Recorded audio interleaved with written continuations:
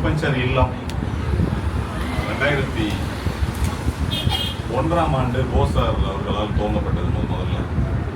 அப்போ இந்த கிளினிக்கோட பேர் வந்து அக்குபஞ்சர் ஹீலிங் ரிசார்ட் அப்படிங்கிற பேரில் இருக்கு. எனக்கு அந்த பேரும் அந்த பேர் பலகையும் வந்து இன்னும் நினைவில் இருக்கு.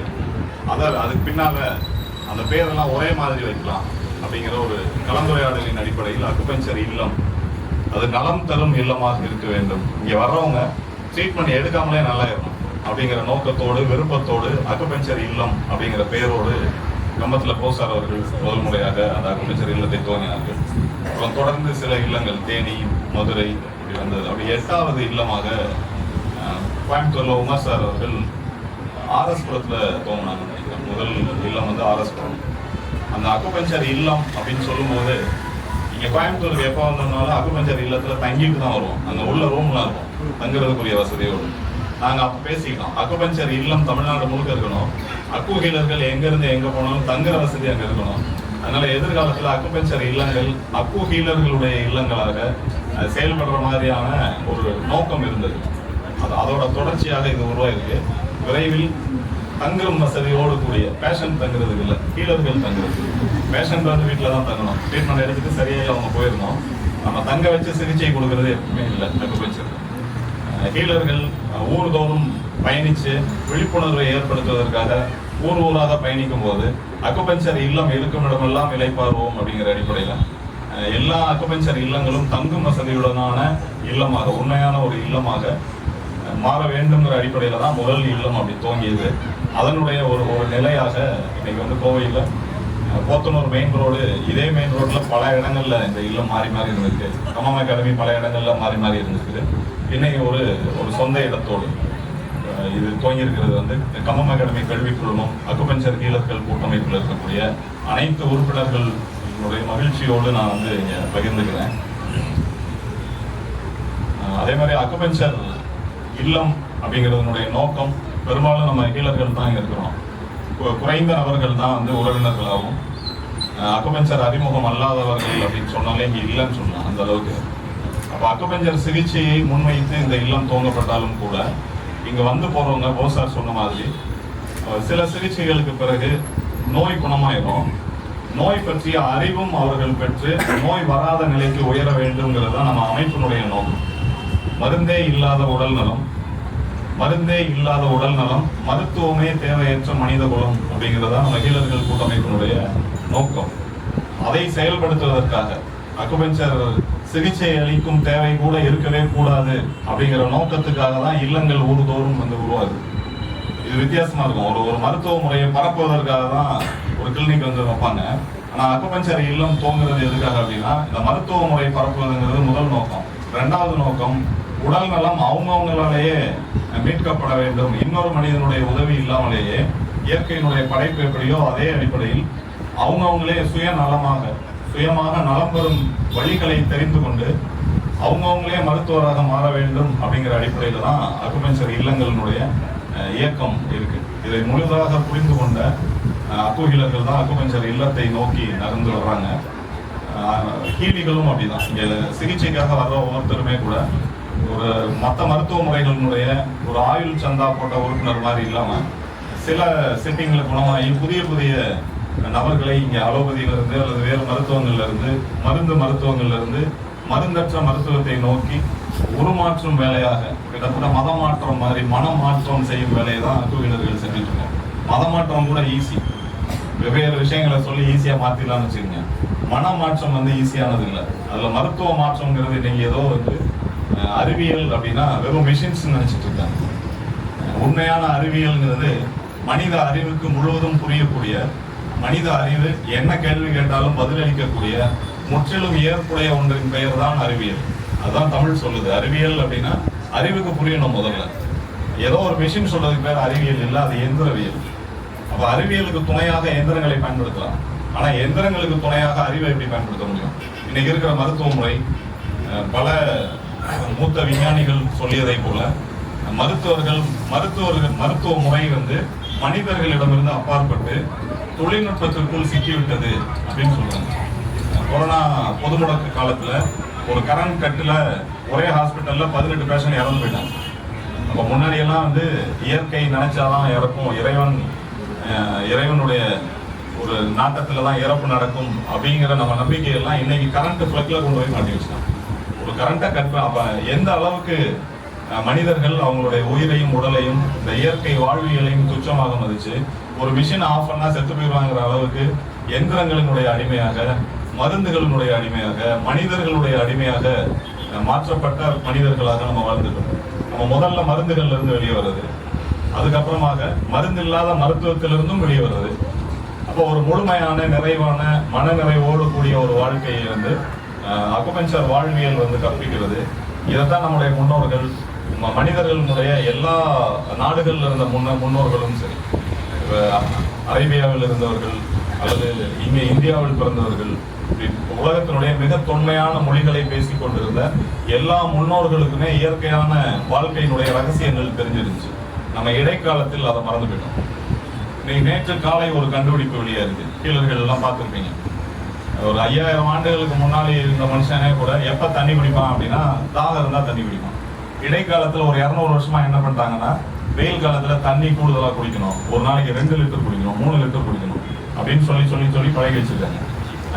நம்முடைய குழந்தைகள் அல்லது நம்மளோட இருக்கக்கூடிய ஆரோக்கியம் தேடுகிற நபர்கள் எல்லாருக்குமே தாகம் இருந்தா தண்ணி குடிங்கிறத தான் சொல்லிட்டே இருக்கோம். இது காலங்காலமான வழக்கம்.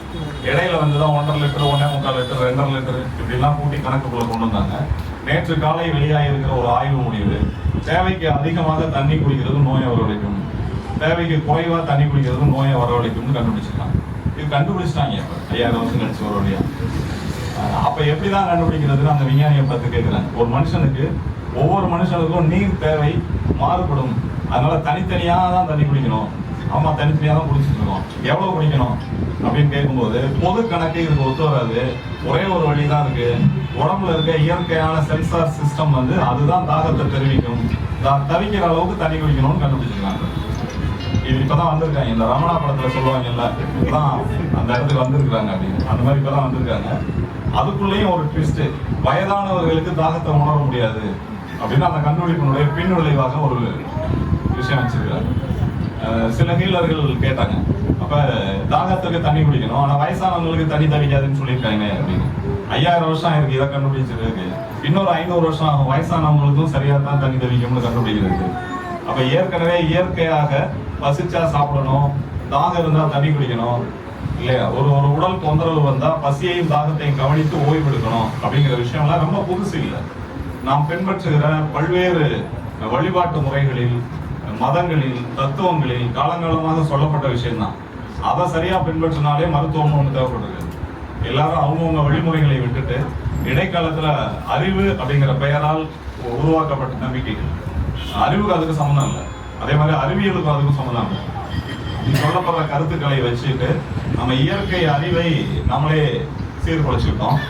அதை மறுபடியும் நினைவூட்டுவதற்காக தான் அக்குபஞ்சர் ஹீலர்கள், அக்குபஞ்சர் இல்லங்களின் வழியாக சிகிச்சை கொடுத்துட்டு, வெறுமனே வந்து பசிச்சு சாப்பிடுங்க சரியா போயிடும்னு சொன்னா நம்புற சூழ்நிலையில நம்ம மனநிலை இல்லை. அதனால அவங்களுக்கு ஒரு சிகிச்சை கொடுத்து அவங்க உடல் சரியாகிறத உணர்ந்ததுக்கு அப்புறம் நம்ம சொன்னா அதுக்கப்புறம் பசிச்சு சாப்பிடுவாங்க. அதுக்காக தான் அக்குபஞ்சர் இல்லங்கள் வழியாக இந்த விழிப்புணர்வு பணியையும் சிகிச்சை பணியையும் தொடர்ந்து நடத்திட்டு. அந்த காலத்துல சீனாவில் ஒரு பழக்கம் இருந்தது, இந்தியாவிலையும் அதே மாதிரியான பழக்கம் இருந்தது. நீங்க சின்ன வயசுல பார்த்துருக்கலாம், வீட்டுல விவசாயம் செஞ்சுட்டு இருக்க வீடுகள்ல அறுவடை வந்து சேர்ந்தோடனே அவங்களுக்காக வேலை செஞ்ச சலவை தொழிலாளிகளுக்கு இத்தனை மரக்கால் அரிசி இப்படி கொடுப்பாங்க. இதே மாதிரி அந்த வீட்டுக்காக மருத்துவம் செய்யற மருத்துவருக்கும் இத்தனை மரக்கால் அரிசின்னு கொடுப்பாங்க. இதே பழக்கம் சீனாவிலையும் இருந்திருக்கு. சீனாவில் என்ன பழக்கம்னா, அங்க வர்ற விவசாய பொருட்களை அவங்க குடும்பத்துக்காக உழைத்த பல நபர்களுக்கு பிரிச்சு கொடுப்பாங்க. அதுல குடும்ப மருத்துவர் ஒருத்தர். குடும்ப மருத்துவருக்கு மட்டும் அளவு வித்தியாசம் இருக்கு. துணி நிறைய துவைச்சாங்கன்னா நிறைய அதிகமான கூலி கொடுக்கணும் சலவை தொழிலாளர்களுக்கு. மருத்துவர்கள்ல இந்த குடும்பத்துல நோய் அடிக்கடி வந்து அதிகமான சிகிச்சை கொடுத்தாருன்னா அந்த மருத்துவருடைய கூலியை குறைச்சிடுவாங்க. சீன பழக்கம். மருத்துவர் எதுக்கு வச்சிருக்கோம்? ட்ரீட்மெண்ட் கொடுக்கறதுக்கு இல்ல, நோய் வராம பாத்துக்கிறதுக்கு. அப்ப என் குடும்பத்துல இவ்வளவு நோய் வந்திருக்குன்னா யாரு காரணம்? குடும்ப மருத்துவர் அப்படின்னு சீனா வந்து ஏறத்தாழ 500 ஆண்டுகளுக்கு முன்னாவே. அப்ப ரொம்ப கம்மியான கூலி வாங்குற மருத்துவர் வந்து மோசமான மருத்துவர். ஏன்னா நோய் வராம அவரால் பாத்துக்கிற முடியல. அப்ப சிகிச்சை கொடுக்கறதுக்கு வந்து கட்டணம் கொடுக்கறதுங்கிறது பிற்கால முறை. சிகிச்சை பெறாம இருக்கிறதுக்கு கட்டணம் தருவதுதான் சரியான முறை இல்லையா? அப்ப அக்கு ஹீலர்கள் நம்ம என்ன செய்யறோம்னா, ட்ரீட்மெண்ட்டுக்கு வராதீங்க, பசிச்சா சாப்பிடுங்க, உங்க உடலுக்குள்ள இருக்க அறிவை மட்டும் கவனிங்க. உடலினுடைய இயல்பு அறிவு இருக்குல்ல, அது சொல்லும் எப்ப தூங்கணும், எப்ப சாப்பிடணும், எப்ப தண்ணி குடிக்கணும், எவ்வளவு தண்ணி குடிக்கணும், எல்லாத்தையும் சொல்லும். அதை கவனிச்சு நீங்க சரியா ஃபாலோ பண்ணீங்கன்னா வேற ஒன்றும் தேவையில்லை. அதை பழகிற வரைக்கும் இங்க வந்து போங்க அப்படிங்கிறத நம்ம சொல்றோம். அந்த அடிப்படையில் இந்த அக்குபஞ்சர் இல்லமும் தமிழ்நாடு முழுக்க, இந்தியா முழுக்க இந்த பணியை செஞ்சு கொண்டு இருக்கக்கூடிய ஏராளமான அக்குஹீலர்களுக்கு ஒரு முன்மாதிரியாக இந்த அக்குபஞ்சர் இல்லம் திகழும். உலகத்தினுடைய 2வது பெரிய மருத்துவ முறை இது. நமக்கு தெரிஞ்ச ஒரு அலோபதி தவிர ஒரு 6 மருத்துவ முறைகள் பேர் தெரியும். சித்த மருத்துவம்னு எடுத்துக்கிட்டீங்கன்னா அது தமிழ்நாட்டை தாண்டி இல்லை. ஆயுர்வேதம் எடுத்துக்கிட்டீங்கன்னா இந்தியாவை தாண்டி இல்லை. இயற்கை மருத்துவம்னா 2-3 நாடுகள் மட்டும்தான் இருக்கு. ஹோமியோபதி பிறந்த நாட்டிலேயே இப்போ இல்லை, ஜெர்மனிலே இப்போ இல்லை ஹோமியோபதி வாஷோப். இன்னைக்கு அலோபதியினுடைய தாக்கம் வந்து அந்த அளவுக்கு இருக்குது. உலகத்தினுடைய 2வது மருத்துவ முறையாக அக்குபஞ்சர் 179 நாடுகளில் அங்கீகரிக்கப்பட்டது. உலக சுகாதார நிறுவனம் அதை அறிவிச்சிருக்காங்க. நாம் உலகத்தினுடைய 2வது பெரிய மருத்துவ முறைன்னு சொல்றது மட்டும் இல்ல, உலகத்தின் சரியான முதல் மருத்துவ முறையாக. நம்பர்ல இங்க விஷயம் இல்லை, 1, 2ங்கிறதுலாம் விஷயம் இல்லை.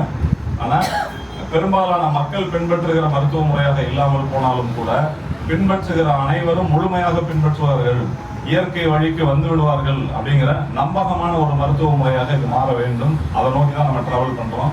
அந்த பயணத்தை இது போன்ற அக்குபஞ்சர் இல்லங்கள் இன்னும் வந்து ஒரு புத்துணர்வை நமக்கு கொடுக்கும்.